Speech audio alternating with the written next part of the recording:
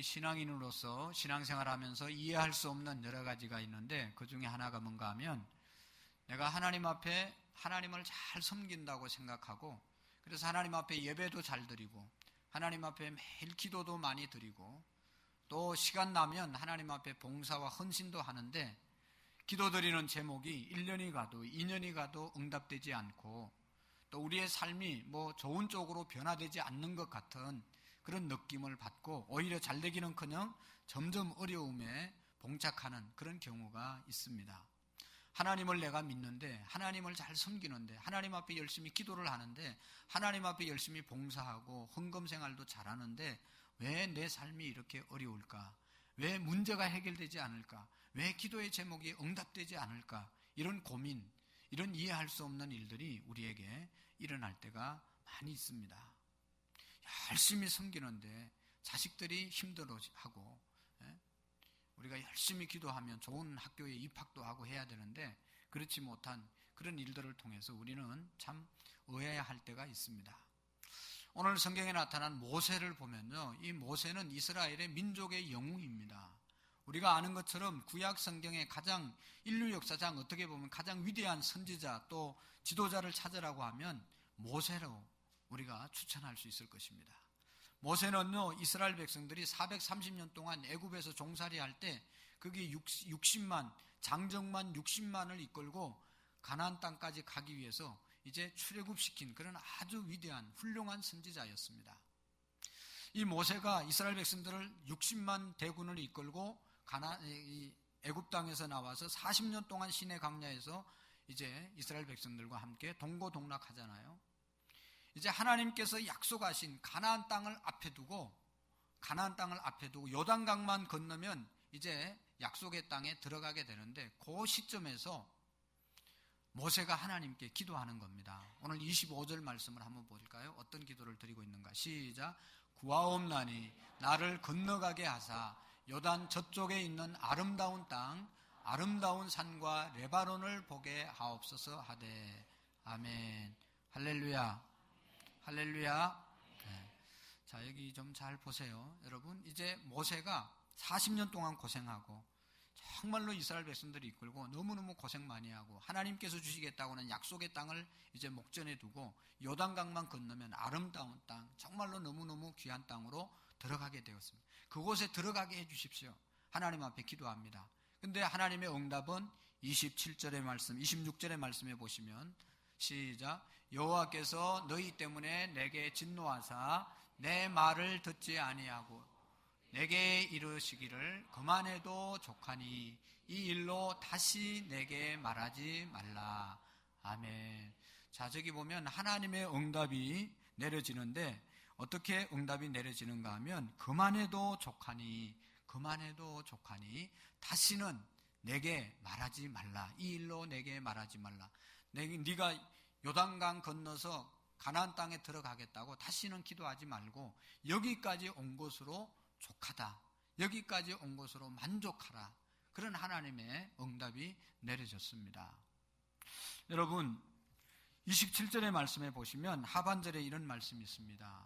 자, 27절도 읽어볼까? 시작. 너는 비서가 산 꼭대기에 올라가서 눈을 들어 동서남북을 바라보라. 내 눈으로 그 땅을 바라보라. 너는 이 요단을 건너지 못할 것임이니라. 아멘. 모세의 소망, 모세의 꿈, 모세가 지금까지 달려왔던 이유는 저 요단을 건너서 가나안 땅에 들어가기 위해서 하나님 말씀에 순종하고 지금까지 인내하고 왔는데 너는 이곳까지 온 것으로 만족하라. 여기까지다. 그런 이야기를 합니다. 왜 그랬을까? 여러 가지로 우리가 해석할 수 있는데 신명기, 민수기에 보면 모세의 죄 때문에 모세가 하나님 앞에 범죄한 것 때문에 들어가지 못했고 또 신명기서에 보면 이스라엘 백성의 죄 때문에 들어가지 못할 것이라고 말씀하고 있지 않습니까? 너희 백성들이 내 앞에 범죄한 것 때문에 너는 여기까지다. 그렇게 네가 소망하고 바라던 가나안 땅은 못 들어간다. 하나님께서 말씀하셨습니다. 여러분, 우리가 여기에서 깨달을 수 있는 것은 우리가 죄라고 하는 것에 대한 심판, 죄에 대한 대가, 죄에 대한 결과는 반드시 받을 수밖에 없다는 것을 우리가 기억해야 합니다. 여러분, 모세의 마음이 얼마나 안타까웠겠습니까? 우리가 상상을 할 수가 있습니다. 40년 동안 고생하면서 백성을 이끌어 왔으면 또 오직 한 가지 소원, 가나안 땅에 들어가는 것이었는데 다른 사람은 다 들어가는데 모세만 들어가지 못하게 하신 것이 어찌된 일인가. 모세가 이제 그 가나안 땅을 목전에 두고 그곳에서 중간에서 객이 되어서 객지에서 숨을 거둔다고 하니까 얼마나 눈물겨운 마음 아픈 일입니까? 그럼에도 불구하고 하나님께서 말씀하신 그 하나님의 음성을 모세는 듣습니다. 뭐라고 그럽니까? 여기 보면 그만하면 족하니, 그만하면 족하다. 하나님의 말씀을 듣고 불평하지도 않고 원망하지도 않고 이제는 어떻게 하라고요? 여호수아를 불러서 너의 지도권, 너의 리더십을 넘겨라, 그렇게 말씀합니다. 여러분, 그럴 때 모세는 하나님을 향해서 더 이상 안 됩니다, 이렇게 해주세요, 저렇게 해주세요 말하지 아니하고 하나님의 말씀에 순종해서 여호수아를 불러서 안수하고 모든 지도권을 여호수아에게 넘겨줍니다. 이것이 모세의 위대한 점이고 오늘 저와 여러분들이 깨달아야 될 하나님의 말씀인 것입니다. 그만하면 족하다, 그만하면 족하다. 너는 더 이상 바랄 것이 없다. 이 말의 이면에는 지금까지 받은 하나님의 은혜가 충분하다, 지금까지 내게 베풀어 주신 은혜로 인해서 그것만 해도 충분하다, 그런 뜻입니다. 현실 그대로 받아들이는 자족하는 마음을 가지라는 뜻이죠. 오늘로서 만족하고 오히려 감사하라고 하는 그런 뜻이 이 말씀 속에 담겨져 있는 것입니다. 모세가 그만하면 족하다, 하나님의 말씀을 듣고 자기 삶을 마감할 준비를 하고 있습니다. 여러분, 오늘 그만하면 족하니, 그만하면 족하니 라고 하는 이 하나님의 말씀을 듣고 모세가 깨달은 교훈이 있습니다. 그 첫 번째로 뭔가 하면 이 교훈을 우리가 함께 깨닫기를 원하는데, 모세는요 이 말씀을, 이 응답을 받으면서 이런 생각을 한 겁니다. 첫 번째로 뭔가 하면 내 인생이 하나님의 지배를 받는구나, 내 인생의 모든 주도권이 내게 있는 것이 아니라 하나님께 있구나, 이것을 철저하게 인정하는 것을 볼 수가 있습니다. 모든 인생은 하나님의 주권 아래에 있습니다. 여러분, 하나님의 손안에 우리의 모든 생명이 있음을 믿으시기를 바랍니다. 우리 특별히 하나님을 믿는 사람들의 인생은 우연이라는 것은 결코 없습니다. 저는 믿기는 오늘 제가 여기 있는 것, 여러분들이 오늘 이 자리에 오신 것, 여러분들 우리 이 교회의 한 공동체 일원이 되어진 것, 또 대한민국에 저와 여러분들이 살게 되는 것, 또 여러분들의 가정에 생활하고 가정에서 살아가게 되는 것이 그냥 우연히 그 가정에 시집가고 그 사람과 만나서 결혼 생활하고, 절대로 아닙니다. 하나님의 섭리와 하나님의 뜻이 분명히 있음을 믿으시기를 바랍니다. 이 교회 안에서 우리를 공동체로 묶어주신 하나님의 분명한 섭리와 뜻이 있는 것입니다. 여러분, 모세만큼 탁월한 지도자가 어디 있습니까? 구약에서 가장 위대한 인물 찾아라고 하면 당연히 모세입니다. 모세의 능력보다, 모세의 업적보다 더 어떤 큰 일을 한 사람은 구약시대에, 신약시대에 없었습니다. 모세가 죽은 다음에 모세를 향해서 이렇게 말하지 않습니까? 신명기 30장 10절에서 12절의 말씀에 보면 모세의 추모사 같은 그런 말을 하는데 한번 읽어보겠습니다. 시작.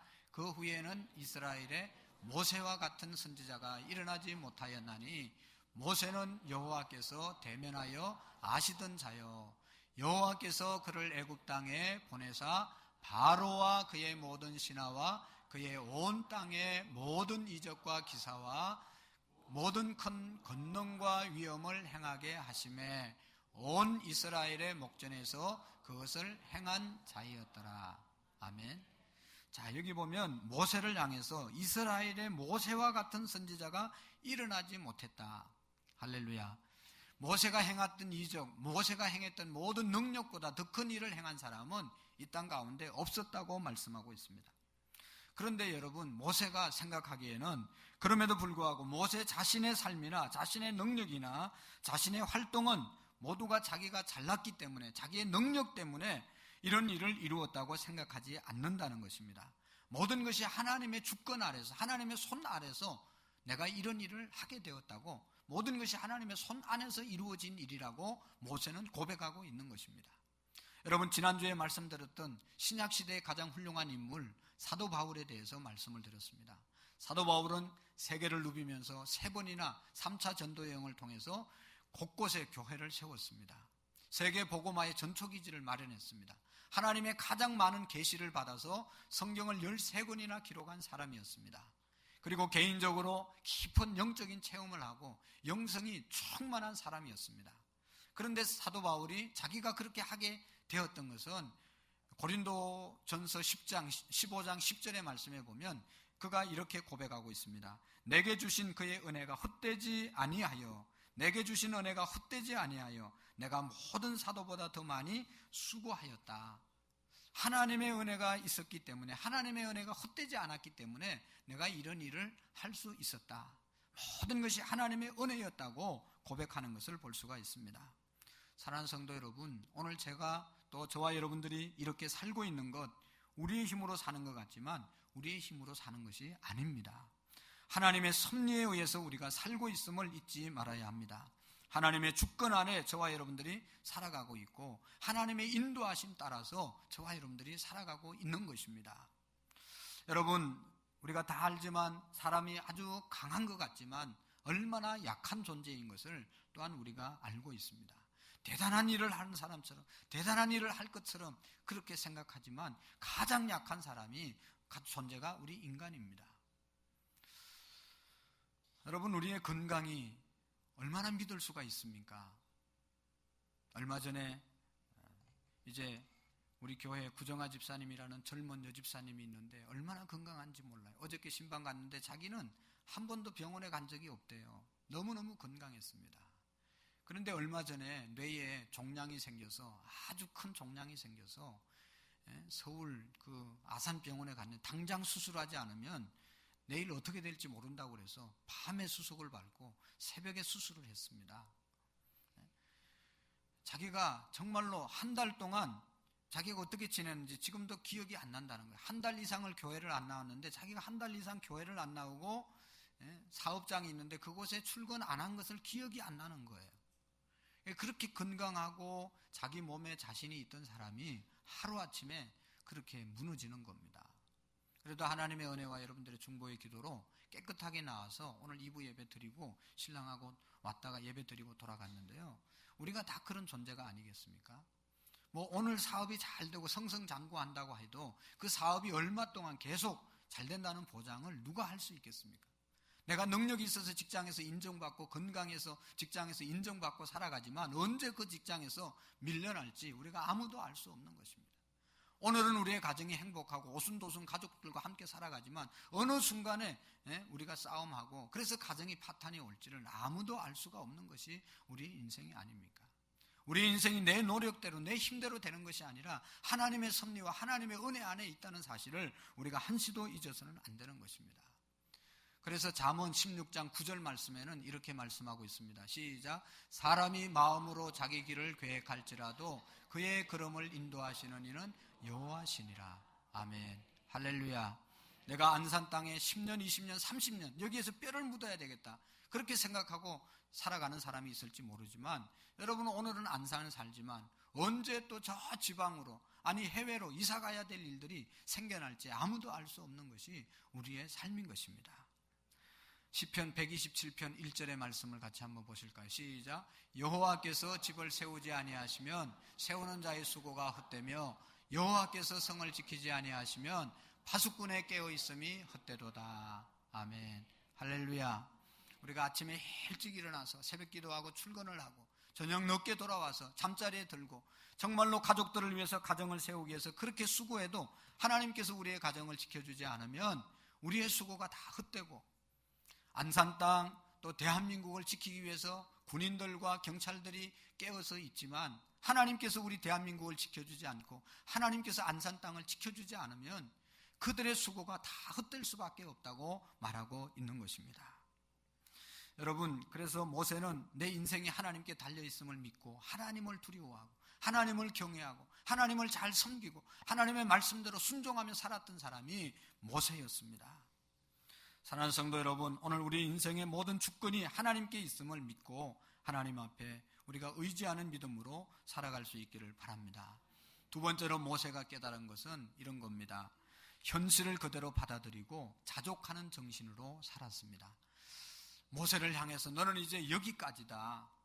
가나안 땅 들어가지 못한다. 요단강 건너가지 못한다. 그랬을 때 여기까지다. 쉬운 말로 말하면 그랬을 때 그냥 그 현실을 받아들였습니다. 그리고 자족하는 마음으로 살았습니다.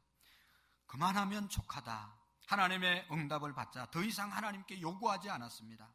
현실을 그대로 받아들여 죽을 준비를 했습니다. 오늘 이 자리에 앉아 계신 어떤 집사님도 제가 알기로 병원에서 이제 참 큰 병이다 그렇게 말했는데, 또 자녀들은 뭐 수술을 해야 되니 말아야 되니 여러 가지 갈등이 있는데 수술을 받지 아니하고 하나님이 이대로 살다가 데려가시면 가고 또 건강하게 살게 하시면 그냥 살겠다. 수술을 거부하고 계속 주일날 잘 나와서 예배를 드리는 그런 집사님도 계십니다. 여러분, 우리 인생이 그런 것 아니겠습니까? 병원에 가서 고치는 병도 있지만 병원이 다 책임져 주는 건 아니잖아요. 저희 어머니도 건강하게 병원에 들어갔다가 못 나오고 병원에서 그냥 돌아가셨습니다. 그래서 저는 연세가 많은 분들은 될 수 있는 대로 병원에서 큰 수술을 하자고 하면 해도 되지만 안 해도 되겠다 그런 생각을 합니다. 암, 그 세포가 말이죠. 젊은 사람들은 빨리빨리 퍼지지만 나이가 들고 이게 세포가 잘 이렇게 활성화되지 않는 사람들은 그냥 그렇게 사나 저렇게 사나 살 만큼 살다 가는 겁니다. 여러분, 자족하는 삶을 사시기를 바랍니다. 자족하는 생활은 현실을 긍정적으로 받아들이는 것입니다. 오늘 내게 주어진 현실을 좋은 쪽으로 받아들이는 것, 이것이 자족하면서 살아가는 것이죠. 어떤 사람들은 현실을 긍정적으로 받아들이지 못하고 비현실적인 욕망에 사로잡혀서 이로 인해서 우울증에 빠져서 고민하고 힘들어하는 사람들이 얼마나 많은지 모릅니다. 여러분, 우울증이라는 것은 왜 오는 겁니까? 내 현실은 요만큼인데 내 수준은 요만큼인데 그걸 자족하지 못하고 좀 더 이만큼 나가야 되는데 이렇게 이루어야 되는데 이게 안 따라주니까 이 사이에 갭이 생겨서 이것 때문에 고민하고 갈등하고 신경 쓰이고 그러다가 마음이 아픈 병이 우울증입니다. 병 중에 가장 무서운 병은 우울증입니다. 그렇게 앓다가 그냥 죽어야 되겠다 그런 생각이 갑자기 들어서 생명을 끊는 것이 바로 우울증입니다. 현실을 받아들이지 못하고 자족하는 마음이 없이 살아가는 사람들 언제나 이렇게 힘들어하는 것입니다. 여러분, 네덜란드에 베라트릭스라고 하는 여왕이 있었는데 그의 남편이 암서 베르크입니다. 이 베르크가 자기 부인 이 공주하고 15년 동안을 결혼 생활했습니다. 그런데 이제 15년이 지나고 난 다음에 자기 부인이 여왕으로 취임하는 날이 되었습니다. 여왕으로 취임하는 날 이 남편은 정신병원에 입원했습니다. 왠 줄 아세요? 자기 부인이 이제 왕이 되었는데 나는 뭐냐? 자기 부인은 여왕이 돼서 이렇게 존경을 받는데 나는 뭐냐? 그 생각해서 우울증에 빠져가지고 취임하는 그날 어깨가 축 늘어지고 발을 질질 끌면서 침을 질질 흘리고 이상한 현상이 나타나게 되었습니다. 그래서 결국은 정신병원에 입원하게 되어서 자살 방지의 치료를 받으면서 우울한 나날을 보내게 되었다는 것입니다. 자기가 처한 현실을 긍정적으로 받아들이지 못했기 때문에 자족하는 정신을 찾지 못했기 때문에 정신병에 걸린 것입니다. 여러분, 긍정적으로 그 환경을 받아들였으면 얼마나 좋았겠어요. 내가 왕이 되지 못해도 내 아내가 여왕이 되었다. 이거 얼마나 기뻐하고 좋아하고 축하해야 될 일입니까? 근데 아내는 왕이 되었는데 나는 뭐냐?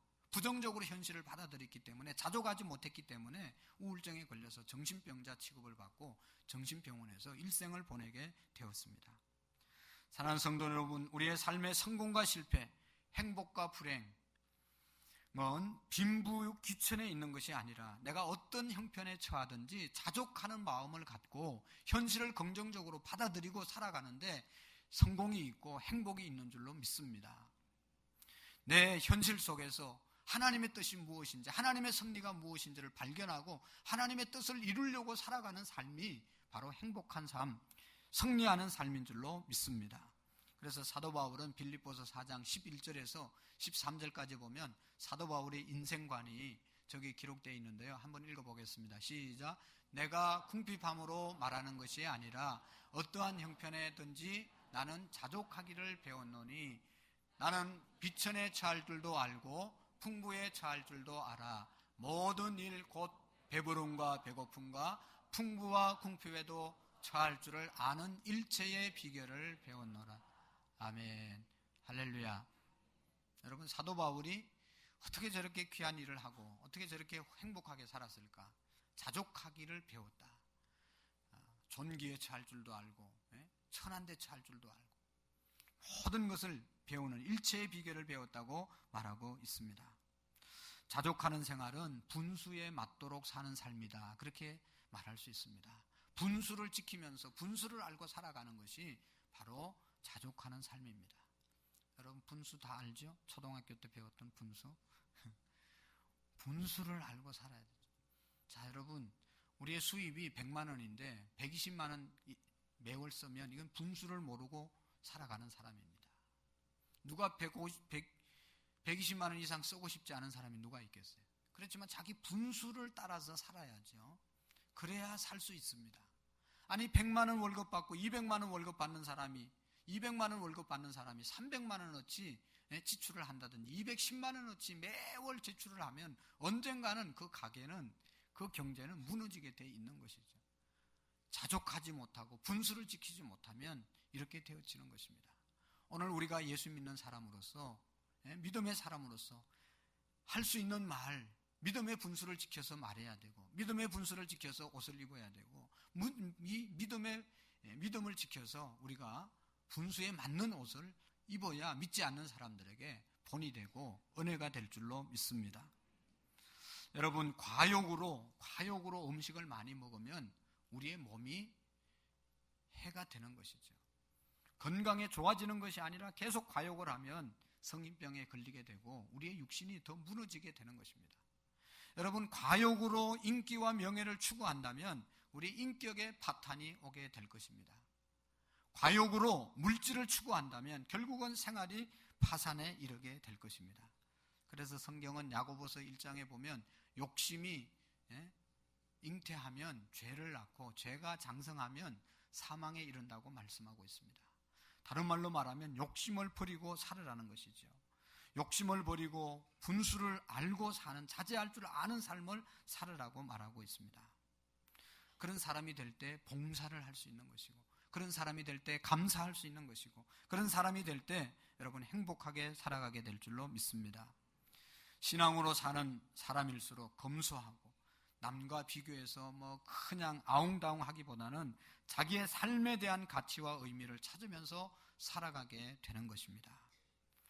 여러분, 한 농촌교회 어렵게 목회하시는 한 목사님이 계셨는데 이분은 날마다 기뻐하고 날마다 얼굴에 웃음이 끊이지 않는 거예요. 가난한데, 사례비도 적게 받는데, 자녀들 때문에 힘들어하는데도 경제적으로 어려워 날 기쁘게 사니까 그 교회 성도님이 물어보았습니다. 목사님 힘들지 않습니까? 어떻게 그렇게 날마다 기뻐하며 살아갑니까? 그 비결이 뭡니까? 목사님께서 대답했습니다. 나는 3가지 눈을 갖고 살아갑니다. 첫 번째 눈은 늘 하늘을 바라보는 눈을 갖고 살아갑니다. 하늘나라를 바라보면서, 하나님을 바라보면서 내가 이 세상을 떠나면 천국까지, 천국 갈 곳을, 하늘나라를 늘 바라보면서 살았다는 겁니다. 두 번째 비결은, 두 번째 눈은 뭔가 하면 땅을 향해서 땅을 바라보는 눈을 갖고 살아간다. 내가 죽어서 누울 작은 땅, 내가 죽으면 저 땅 속으로 가는데 항상 내 눈을 땅을 향해서 살았고, 세 번째 눈은 나보다 어려운 이웃을 바라보는 눈을 가졌다. 나보다 잘난 사람들, 나보다 잘 사는 사람을 바라본 것이 아니라 나보다 어렵게 사는 사람들을 바라보니까 얼마나 감사하고 얼마나 기쁘고 여러분 얼마나 행복합니까? 여러분, 우리가 불행하다고 생각하지만 우리보다 훨씬 불행한 사람이 너무너무 많습니다. 우리 교회가 여러 가지로 풍성하지만 어떤 사람은 어렵다고 말할 수 있습니다. 그러나 여러분, 우리 교회보다 너무너무 비교할 수 없을 정도로 어려운 사람들이 너무너무 많습니다. 그런 교회들이 너무 많습니다. 우리의 눈을 나보다 못한 사람에게 바라볼 때 여러분 우리가 행복하게 기쁘게 살아가게 될 줄로 믿습니다. 중요한 것은 뭡니까? 자족하는 마음, 현실을 받아들이는 마음으로 우리가 살아야 될 줄로 믿습니다. 그럴 때 하나님의 능력과 은혜가 우리에게 머무는 것입니다. 세 번째로 하나님께서 모세에게 이제는 네 지도권을 여호수아에게 위임하라, 지도권을 넘겨주어라 말하고 있습니다. 민족의 지도권을 넘겨주라고 말씀하고 있습니다. 자, 28절을 한번 읽어보실까요? 시작. 너는 여호수아에게 명령하고 그를 담대하게 하며 그를 강하게 하라. 이는 백성을 거느리고 건너가서 내가 볼 땅을 그들의 기업으로 얻게 하리라 하셨느니라. 아멘. 이제 지도자 이제 그만하고 네 종 여호수아에게 넘겨주라 말하고 있습니다. 그렇게 여러분 하나님의 말씀이 들려졌을 때 모세는 그 말씀을 철저하게 지켜나갔다는 것입니다. 모세가 신명기 34장에 보면 이렇게 말씀을 34장 9절에 보면 모세가 눈의 아들 여호수아에게 안수함으로 그에게 지혜의 영이 충만하니 이스라엘 자손이 여호와께서 모세에게 명령하신 대로 여호수아의 말에 순종하였더라. 이제는 모세가 여호수아를 불러서 안수하고 모든 것을 위임했습니다. 여러분, 이것은 모세가 할 수 있는 쉬운 일이 아닙니다. 모세도 똑같은 사람이기 때문에, 인간이기 때문에 명예욕이 있고 좀 더 누리고 싶은 마음이 있고, 아니 지금 하나님의 약속을 붙잡고 40년 동안 고생하면서 왔는데 이제 자기의 마지막 꿈이 뭔가 하면 저 가나안 땅에 자기가 데리고 온 백성들과 함께 들어가는 것인데, 여기까지고 거기에 들어가는 사람은 따로 다른 사람 여호수아를 통해서 들어가라고 하는 말이 쉽게 받아들이고 아멘 할 수 있는 일이 절대로 아닙니다. 그럼에도 불구하고 모세는 그 말씀에 순종했다는 것이죠. 여러분, 우리는 조급한 성미를 많이 가지고 있습니다. 내가 심은 것, 내가 반드시 거두어야 된다고 생각합니다. 내가 오늘 봉사했으면 그 대가를 내가 오늘 받아야 된다고 생각합니다. 내가 오늘 헌신하고 내가 오늘 하나님 앞에 물질을 심었으면 빨리 거두어야 된다고 생각하는 사람들이 참으로 많이 있습니다. 근데 여러분, 신앙의 세계는 그런 것이 아닙니다. 시간으로 한정되어 있지 않습니다. 내가 심은 것, 내가 거둘 수도 있지만 내가 거두는 것이 아니라 다른 사람이 거둘 수도 있고, 우리의 부모 때 심었던 것이 우리의 자녀 때 거두게 되는 것이 있습니다. 예수님께서 요한복음 4장 37절에 이렇게 말씀하셨어요. 그런즉 한 사람이 심고 다른 사람이 거둔다 하는 말이 옳도다라고 하는 말씀이 있습니다. 저는 늘 말씀을 드리고 제가 믿는 것은, 제가 이렇게 목회하는 것은 제 어떤 헌신과 제 능력보다는 우리 부모님의, 우리 아버지의, 어머니의 헌신의 기도와 교회를 섬기는 헌신이 있었기 때문에 제가 오늘 이곳에 있는 것입니다. 우리 아버님은요, 정말로 우리가 상상할 수 없는, 제가 목사라도 따라갈 수 없는 그런 헌신을 지금도 하고 있습니다.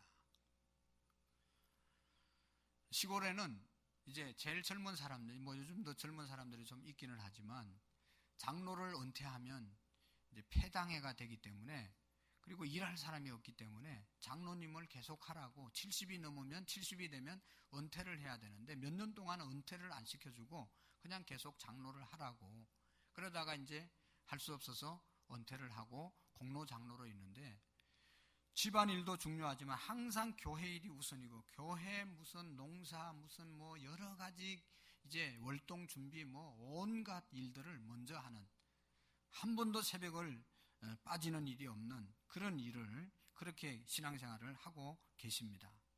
그 은혜로 제가 오늘 이 자리에 서 있는 것입니다. 우리 한국에 아주 훌륭한 목사님들이 많이 계시는데 이런 분이 계십니다. 자기 아버지가 시골에서 목회했습니다. 어렵게 개척교회를 하다가 너무너무 어려워져서 40일 금식 기도를 했습니다. 40일 금식 기도를 시작했는데 20일 만에 세상을 떠났습니다. 그 자식들이 어떻게 생각하겠어요? 아니, 하나님의 일을 이렇게 신실하게 하려고 하는데 하나님이 교회도 부흥시켜주지 않고 작정해서 40일 금식 기도하는데 20일 만에 데려가시는 이런 하나님을 우리가 왜 믿어야 되냐 하나님에 대해서 너무 큰 상처를 받고 자녀들은 다 신앙을 버리고 세상으로 나갔습니다.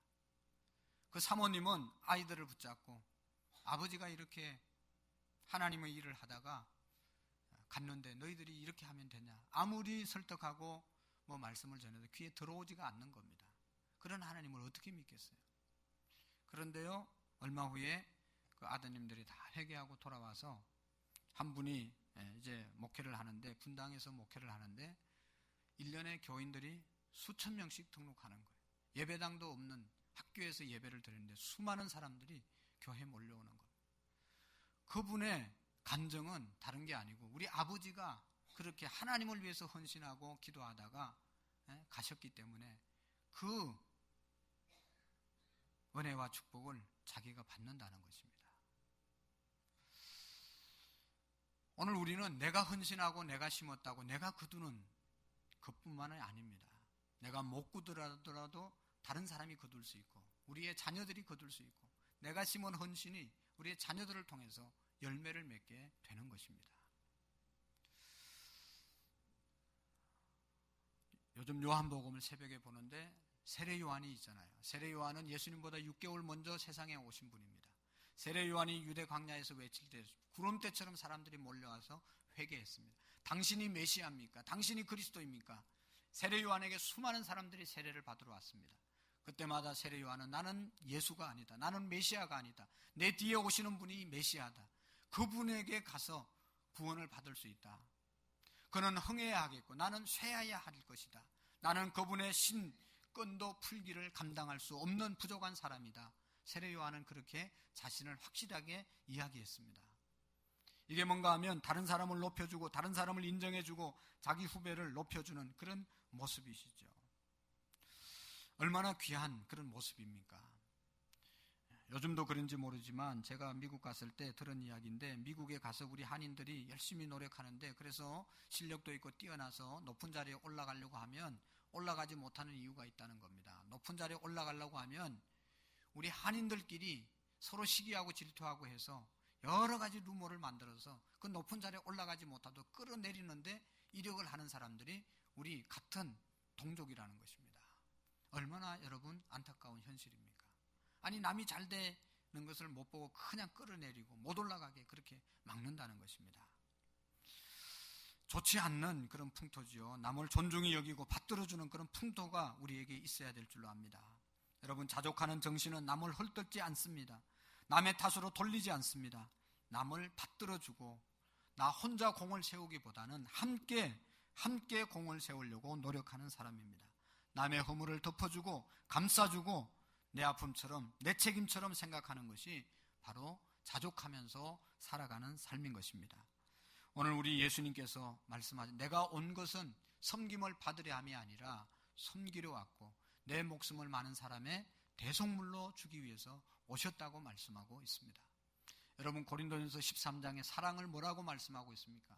사랑은 오래 참고 사랑은 온유하고 사랑은 시기하거나 질투하지 아니하고 사랑은 무례히 행하지 아니한다. 할렐루야. 사랑하는 성도 여러분, 그만하면 족하다 하신 하나님의 응답을 받고 자기 생을 마감을 준비했던 모세의 신앙 우리가 다 함께 가지시기를 축원합니다. 여러분, 그만하면 족하다 이 말씀 속에 모든 우리의 인생의 주권이 하나님께 있음을 기억해야 합니다. 하나님께서 모든 것을 허락하셔야만 우리가 가질 수 있는 것이고 하나님이 허락지 아니하면 우리가 한시도 더 이상 살 수가 없는 것입니다. 우리의 모든 주권이 하나님께 달려 있습니다. 그만하면 족하다고 하신 하나님의 응답 그것을 받고 자기 생을 준비했던 모세의 신앙처럼 오늘 우리도 지금 내가 처해 있는 현실에 우리가 감사하고 자족하면서 살아가는 저와 여러분들이 되기를 축원합니다. 기도하시겠습니다. 우리 다 같이 한번 가슴에 손을 얹고 하나님 앞에 조용히 결단하며 기도했으면 좋겠습니다. 하나님, 모세처럼 그만해도 족하니 그만해도 족하니 내게 베풀어 주신 은혜 우리가 한번 생각하면서 감사하면서 하나님 앞에 기도하기를 원합니다. 우리 반주해 주시고 한번 기도합니다. 살아계신 하나님 아버지 감사합니다. 하나님께서 우리에게 주신 아버지의 은혜와 축복들을 우리가 깨닫습니다. 하나님 앞에 우리가 감사하며 살기를 원합니다. 하나님 우리를 도와주시고 하나님 아버지 날마다 하나님의 은총 가운데 자족한 삶을 살아가는 우리의 믿음이 되게 해 주옵소서. 하나님 아버지 지금 있는 현실을 하나님 받아들이며 하나님께 우리의 모든 주권이 달려있음을 언제나 인정하며 하나님의 뜻을 묻고 하나님의 뜻에 순종하며 나갈 수 있는 우리의 믿음이 될 수 있도록 도와주시옵소서. 하나님 은총을 베풀어 주옵소서. 하나님 도와주옵소서.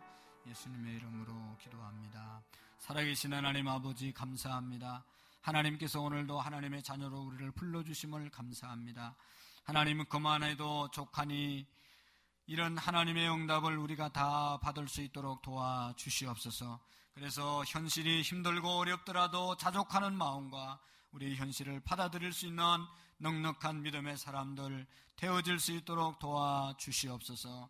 그래서 하나님 나보다 다른 사람을 더 높여주며 더 많이 섬겨나갈 수 있는 우리의 믿음이 되게 해 주시옵소서. 예수님의 이름으로 감사하며 기도하옵나이다. 아멘.